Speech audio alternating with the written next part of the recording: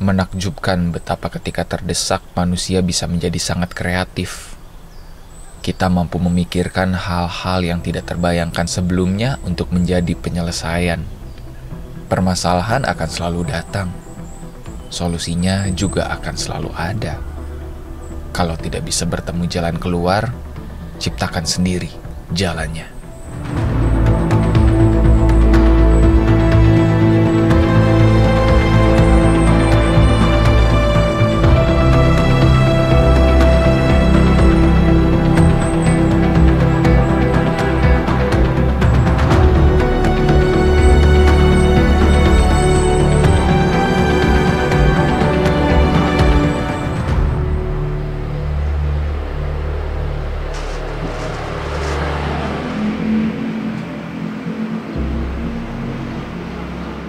Tidak seperti biasanya di mana saya, Fiersa Besari, dan Misbahuddin sang navigator sekaligus juru kamera harus berangkat dini hari dari markas di Bandung. Kali ini kami bisa lebih santai, menikmati mentari terbit sembari menyesap kopi terlebih dahulu. Kemudian naik travel pukul 7 WIB karena penerbangan dari Cengkareng baru ada siang nanti. Lalu kemana tujuan tim Jalur Sunyi kali ini? Sebuah tempat bernama Bima. Bagi saya, kota Bima memiliki pesonanya tersendiri. Adalah 2017 pertama kali saya ke sana, melaksanakan proyek musik dan puisi bersama seorang komika bernama Wiranagara. Yang harusnya sekadar lewat, malah bertahan sampai seminggu untuk menikmati beberapa tempat wisata waktu itu. Pada kesempatan kedua, saya datang lagi tahun 2018 untuk mendaki Gunung Tambora lewat sebuah desa di Bima bernama Kawindatoi. Waktu itu sekalian peresmian jalurnya. Berkesan dan terkenang. Lalu, apakah kami akan kembali menggapai puncak Tambora? Walau hati ini ingin sekali menikmati keindahan gunung tersebut, tapi jawabannya bukan. Pamor Tambora sudah terlalu besar untuk masuk ke dalam list Jalur Sunyi. Tujuan kami kali ini adalah sebuah gunung yang bernama Sangyang Api atau Sangyang. Gunung berapi yang sangat aktif ini terletak di sebuah pulau dengan nama yang sama, Pulau Sangyang. Saya sempat beberapa kali mengecek Gunung Sangyang Api di internet meski belum terperinci.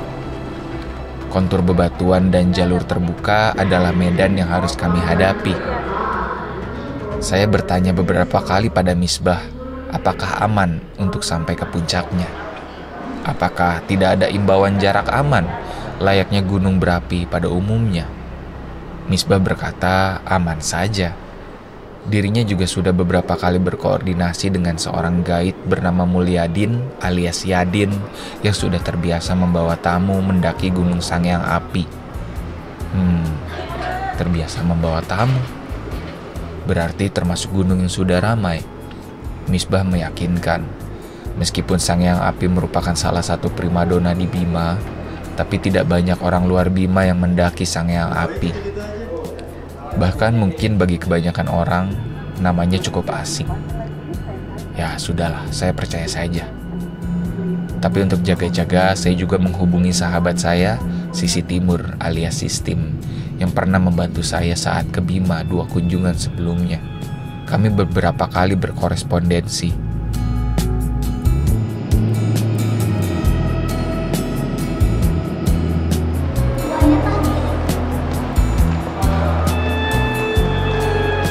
Pada siang hari kami tiba di Lombok.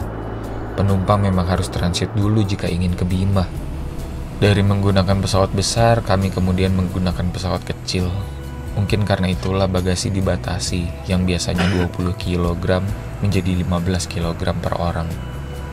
Kalau memang ini kunjungan wisata, tentu tidak begitu masalah. Tapi karena kami bawa beberapa peralatan berat, ya harus bisa menyiasati.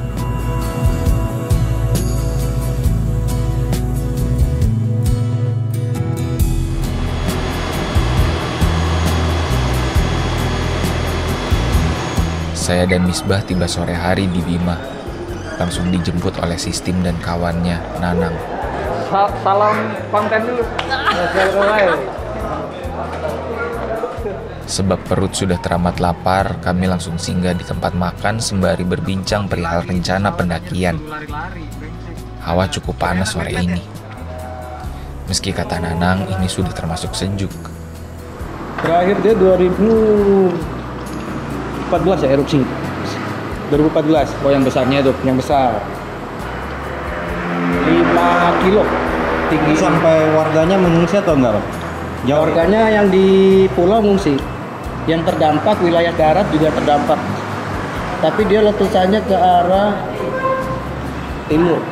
Itu kalau Pulau Sangiang itu dari Kota Bima ini jauh nggak nyebrangnya? Tergantung perahu yang dipakai lah. Iya. Soalnya tergantung nih kondisi cuaca sana kan dia itu selat yang menyempit. Jadi dia pertemuan arus laut. Jadi kadang-kala lumayan bergelombang. Tapi kalau perjalanan darat dari Kota Bimanya lumayan, Pak. 1 jam lah, 1,5 jam lah jalan santai. Langsung sampai dermaga tinggal nyebrang. Drone-nya itu nih. Ini peneliti Rusia nih. Sisti merupakan seseorang yang terbilang sangat eksis di Bima. Bukan eksis semacam selebritas, melainkan punya banyak sekali kawan dan kolega. Dari ibu-ibu warung sampai ke pejabat teras, nama Sisi Timur sudah luas tersiar. Tapi hampir tidak ada yang tahu nama aslinya. Hidupnya misterius. Nah, Sistim berkata bahwa gaib yang dipakai Misbah merupakan nama yang asing di telinganya. Jadi kalau boleh dirinya juga ingin mengecek langsung.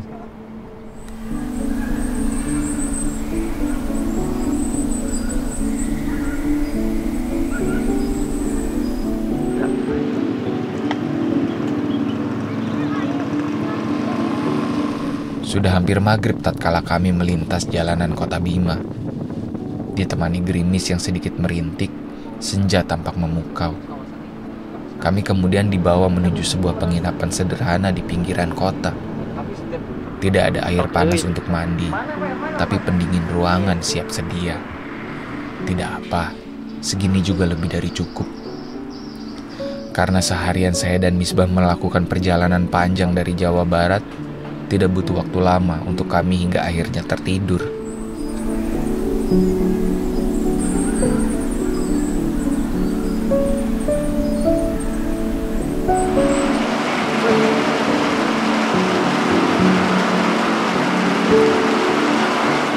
Esoknya ditemani Sistim dan seseorang bernama Mirha Mauludin, biasa dipanggil Mul, yang aktif bekerja di Taman Nasional, kami sedikit berkeliling Bima.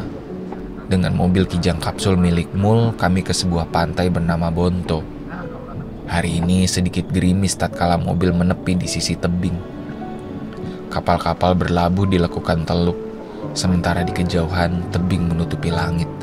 Cantik sekali.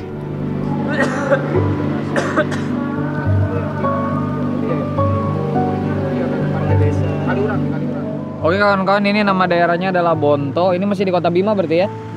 Masih di Kota Bima ini, masih ya. Kita jalan-jalan ke sini dulu sebelum mendaki ke Gunung Sangiang. Ceritanya. Jadi di sini banyak kapal berlabuh ya, cantik sekali. Untuk kita-kita yang senang healing-healing, duduk-duduk di sini sore-sore, mungkin kalau tidak hujan ya.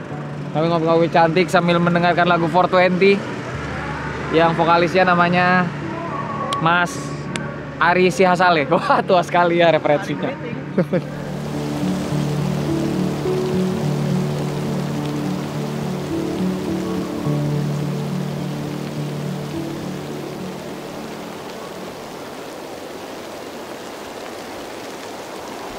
Sempat terjalin obrolan antara saya dan Mul yang notabene orang Taman Nasional perihal polemik biaya 2 juta untuk menerbangkan drone per hari. Penjelasannya panjang lebar dan sempat saya debat.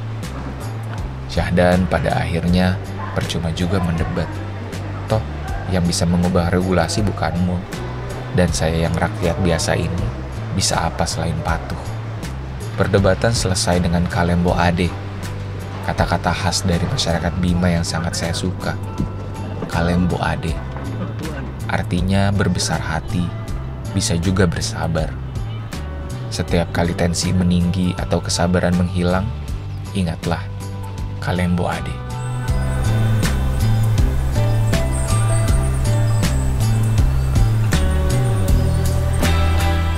Malamnya Yadin dan kawan yang bernama Asriyadin alias Adi datang ke penginapan kami. Siap, Misbah. Iya siap, Yadin. Yadin. Iya, Yadin. Misbah. Yadin sama Adi. Ya. Dua-duanya naik nanti. Iya, ini ada Adi saya. Kata mereka sudah berkoordinasi dengan Kepala Desa Pulau Sangiang. Diharapkan kami berangkat dini hari untuk menyeberang.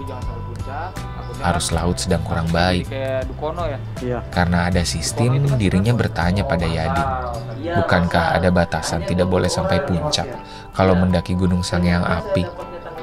Yadin menjawab bisa-bisa saja. Tapi kurang jelas bisanya ini menurut warga desa, menurut dirinya sendiri, atau menurut balai. Agar aman, Misbah berencana untuk merekam selebrasi 2 kali. Di puncak sejati dan di batas pendakian agar tidak jadi polemik.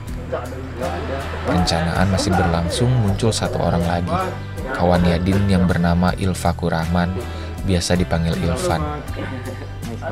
Agar lebih pasti, sistem menelpon kawannya yang bekerja di balai perihal batasan mendaki Sangiang Api. Siap. Enggak, maka cuma sekedar butuh informasi kejelasan statusnya aja. Itu dari kapan Mbak ini? Penetapan itu kawasan. Curi dengar ternyata memang jarak amannya tidak sampai puncak. Jadi sebenarnya memang ada peraturan kawasan itu tidak untuk pendakian.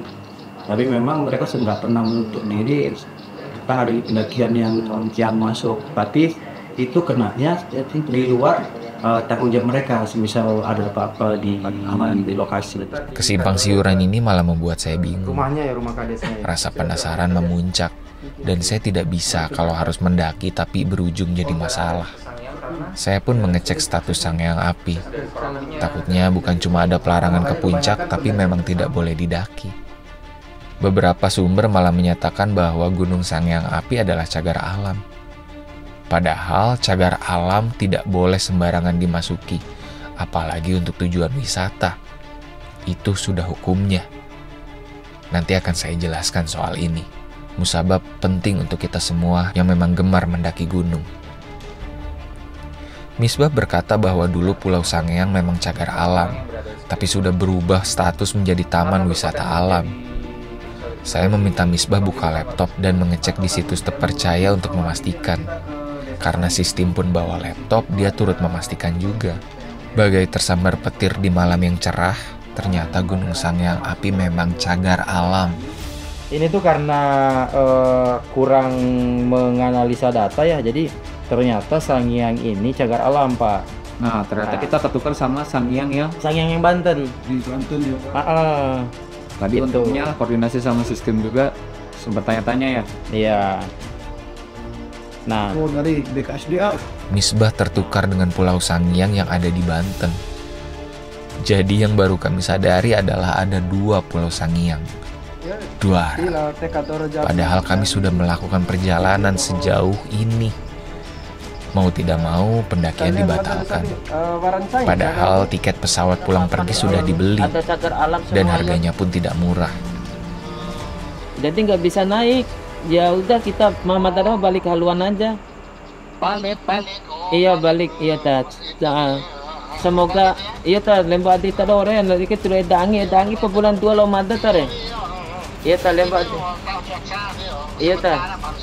Iya tat. Iya tat. Ini apa kabari? Iya tat kabari doman tahu bot raut kapar raut. Iya tat. Iya tat lemba di tahu. Ya assalamualaikum. Waalaikumsalam warahmatullahi. Sempat ada pemikiran untuk masuk diam-diam saja. Oh, itu bukan pilihan yang bijak, kawan. Sekali lagi, cagar alam tidak boleh sembarangan dimasuki.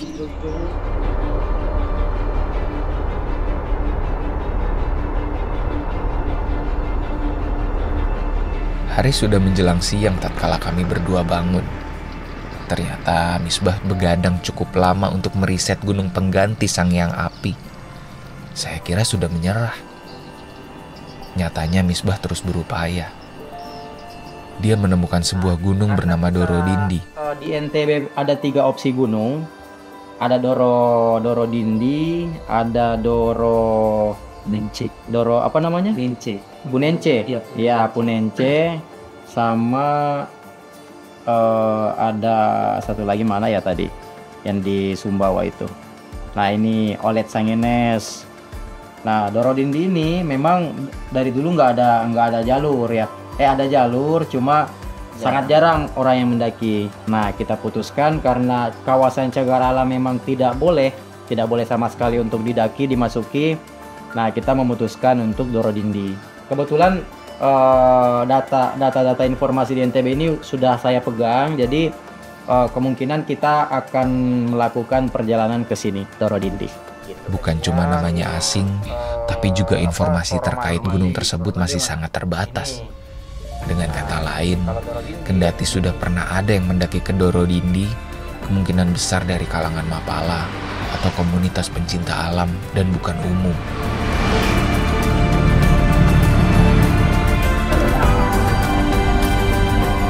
Misbah memastikan hutan ini tidak masuk ke dalam kawasan konservasi. Tertarik, saya bertanya perihal kontur, variasi jalur, juga medannya. Misbah menyimpulkan dengan kalimat, hutan basah yang masih rapat. Darah saya berdesir. Waktu tahu akan kesangyang api, tidak merasa sebergairah ini. Membuka jalur rapat di hutan yang basah, menikmati sunyi rimba yang jarang dikunjungi manusia. Itulah sebenar-benarnya ekspedisi. Kami tiba di ujung desa Kolo. Jalanan panjang yang melewati liukan perbukitan sungguh sedap dipandang. Sementara di kejauhan matahari semakin menunduk, tersipu sebelum harus padam.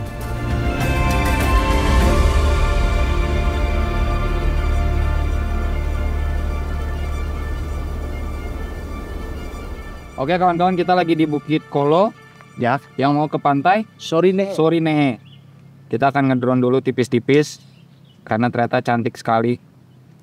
Kota Bima ini terbilang cantik ya dan memiliki kenangan tersendiri untuk saya ya. Tapi meskipun saya baru pertama kesini misalkan gitu, saya akan tetap bilang Bima ini cantik sekali. Meskipun pamornya mungkin tidak seterkenal daerah-daerah tetangganya, tapi Bima ini salah satu destinasi wajib yang harus dikunjungi kalau kawan-kawan kunjung ke daerah NTB. Mana drone saya? Oh itu. Ayo mau follow mobil gak? Boleh.